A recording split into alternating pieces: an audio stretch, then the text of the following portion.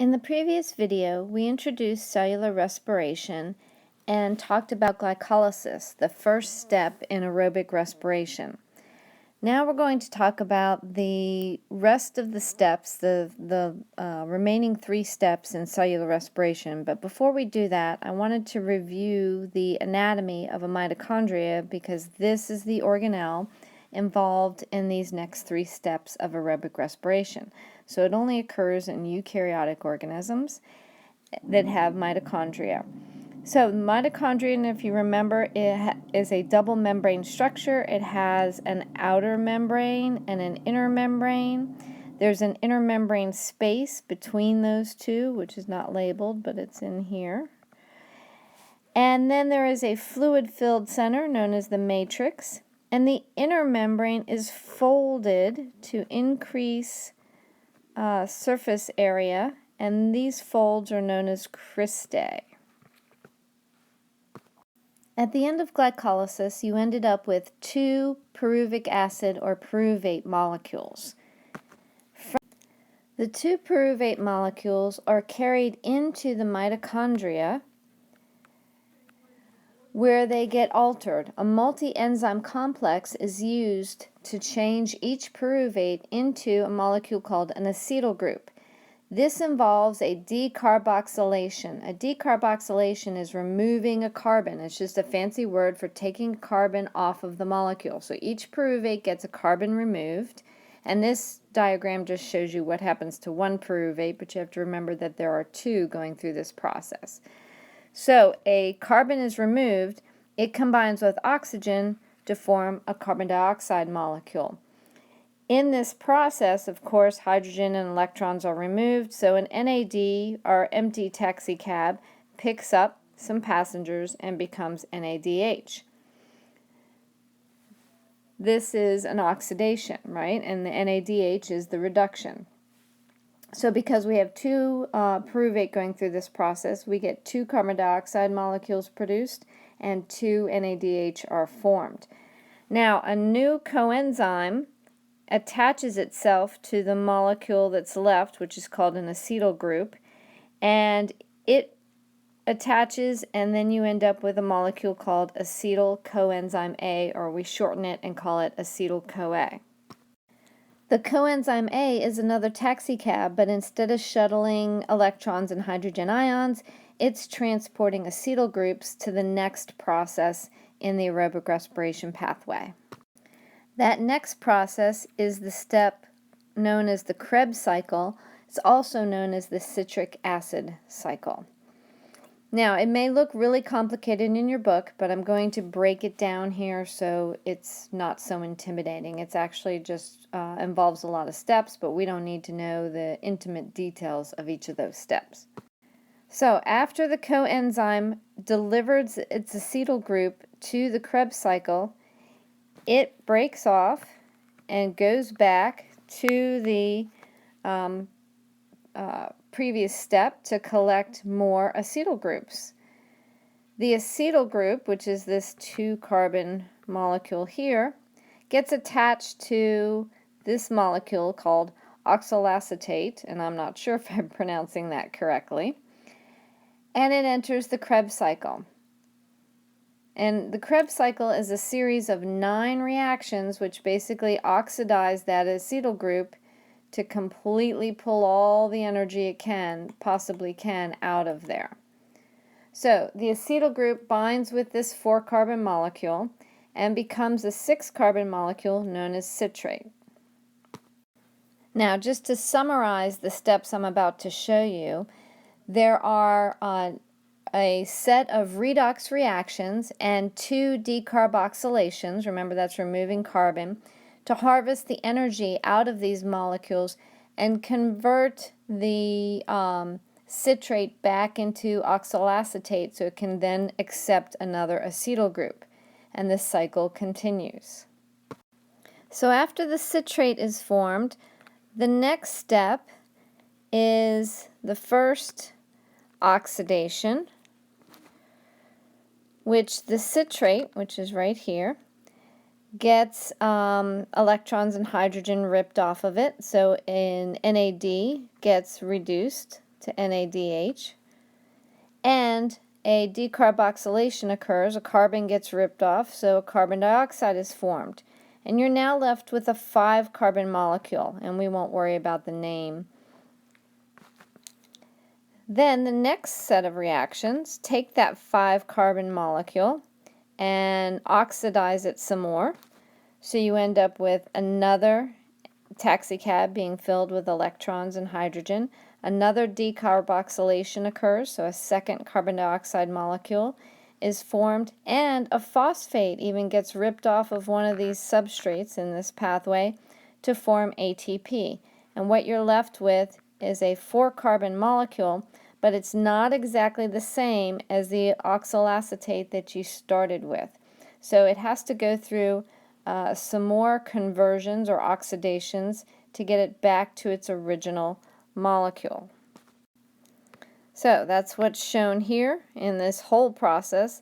This 4-carbon molecule is then oxidized further. This is where FAD comes in and picks up some electrons and hydrogens, and another taxicab of NAD comes and gets passengers, and that 4-carbon molecule is finally converted back to the original molecule that can then accept a new acetyl group, and the process gets done again. So since there are 2 acetyl groups coming from that original glucose molecule, the cycle turns twice for each glucose molecule that goes through aerobic respiration. At the end of the Krebs cycle, you have formed 2 carbon dioxide molecules, 3 molecules of NADH, 1 FADH2 molecule, and 1 ATP molecule. But this is just for one turn of the Krebs cycle. You have to multiply this by 2 to get the yield for 1 glucose molecule, which would mean 4 carbon dioxides, 6 NADH, 2 FADH2, and 2 ATP. At this point, the glucose molecule is completely gone. It's been completely oxidized. All 6 carbon dioxide carbons are now in the form of carbon dioxide, and all the energy from that organic molecule has been put into our taxicabs or into ATP. So we formed, if you go back and count, we formed a net yield of 4 ATP. 2 came from glycolysis and 2 now have come from the Krebs cycle. We've got a total of 10 NADH, the 6 from the Krebs cycle, 2 from pyruvate oxidation, and 2 from glycolysis, and we formed 2 FADH. So these NADH and FADH have to get rid of their high energy electrons that they are carrying. They've got to get rid of their passengers so they can go back and get more. The cell has only a limited supply of NAD and FAD. So that's what the last step of aerobic respiration is all about, and the most high energy yielding or energy efficient, and that is the electron transport chain. The electron transport chain is a series of electron carriers that are embedded in the cristae of the mitochondria. By the way, the Krebs cycle occurred in the matrix of the mitochondria, and the ETC or electron transport chain occurs on the cristae.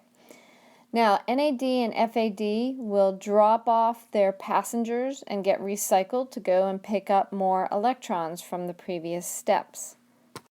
The energy that's dropped off is picked up by these electron carriers that are embedded in the cristae membrane. So here we have NADH dropping off its electrons to this first member of the chain, and here's FADH2 dropping off its electrons to this second member, this small little circle here.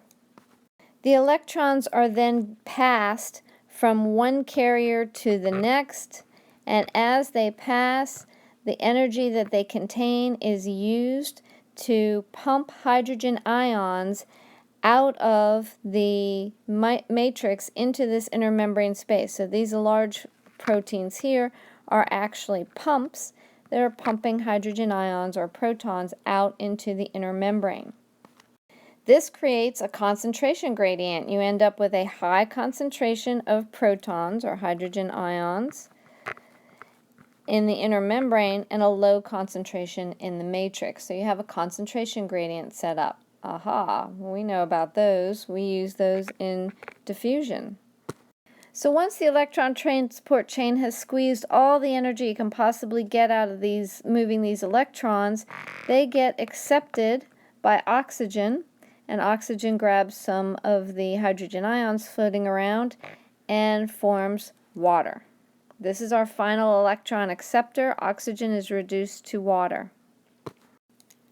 Now, the enzyme ATP synthase is also in this crystal membrane. So here we have our electron transport chain pumping away, pumping hydrogen ions out into the inner membrane space, and then ATP synthase, right here, allows those hydrogen ions to flow by diffusion back into the matrix, and that flow turns almost like a water wheel inside this molecule, and that mechanical energy generates ATP. This is chemiosmosis, our second method of making ATP. So now the glucose molecule has been completely broken down. Let's look what we've gotten from it. Here is our energy yield. 4 ATP were generated by substrate level phosphorylation. We had a net yield of 2 ATP from glycolysis and 2 from the Krebs cycle. The ATP that was generated by oxidative phosphorylation, essentially the electron transport chain and chemiosmosis, varies depending on the organism. And it's been kind of contentious among scientists as far as how to do the math for this. So our current estimates are that there are 30 ATP produced for eukaryotic organisms, and this is an average, and 32 ATP for bacteria. If we look at the energy that we gain from breaking down a glucose molecule, we can do the numbers as follows. The free energy released from a glucose molecule measures at 686 kilocalories per mole. The free energy we already know from ATP is 7.3 kilocalories per mole. So if we estimate that there's 30 ATP produced for eukaryotic organisms and we multiply that by 7.3 kilocalories per ATP, then we get a figure of 219 kilocalories produced from each glucose molecule. If we want to see how efficient that is, we divide that 219 kilocalories that we were able to get by the 686 total free energy available in the glucose molecule, and you get 32% efficient, which is actually highly efficient. Doesn't sound like that to us, but in biological terms, it really is quite efficient. Remember, every transfer of energy in this pathway that we just went over involves a loss of some energy as heat. When we go over anaerobic respiration in the next video, you will see by comparison how much more efficient aerobic respiration really is. Now, we don't just break down glucose, we also break down proteins and lipids in the food that we eat after digesting them into amino acids and fatty acid chains and then absorbing them into our bodies, storing them. When we're ready to use them as energy, we can put them into this aerobic respiration pathway as well. So let's take a look at that real briefly. Okay, so proteins, the catabolism of proteins. Proteins we already know are broken down into amino acids, but amino acids' basic structure has a nitrogen, and so far in carbohydrate respiration that we just looked at, there was no nitrogen. It's all carbons, hydrogens, and oxygens, and that's what the system is set up to handle. So that nitrogen in the amine group has to be removed. So the first step in the catabolism of proteins is the removal of the amine group, and this is called deamination. The remainder of the amino acid can be converted into a molecule that can either enter glycolysis or can be converted into acetyl group or can be converted into a substrate of the citric acid cycle. It all depends on that variable R group.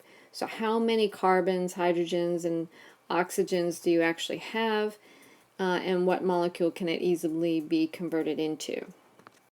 Of course, it's most efficient to store our energy in our body as fat. So how do we then break down that fat into energy? Well, fat is a triglyceride, which consists of 1 glycerol and 3 fatty acids. Glycerol is a 3-carbon molecule. You can link 2 of them together and turn them into a glucose, or just leave the 3 glycerol and convert it into a substrate that can go through glycolysis.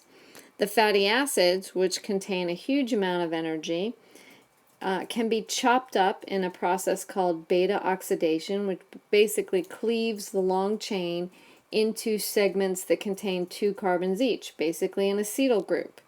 So you can make a bunch of acetyl groups from a fatty acid chain, and that actually, a 6-carbon fatty acid chain will actually yield 20% more ATP than a 6-carbon glucose, because the 6-carbon glucose is only converted into 2 acetyl groups, whereas a 6-carbon fatty acid chain is chopped up into 3 acetyl groups. If you look here, here's my 6-carbon chain, and we can break it up into 3 acetyl groups. So it gives you 20% more energy. All of this goes through this process, entering at various stages to be oxidized, and the electrons that come off of that get shuttled down to the electron transport chain to produce ATP.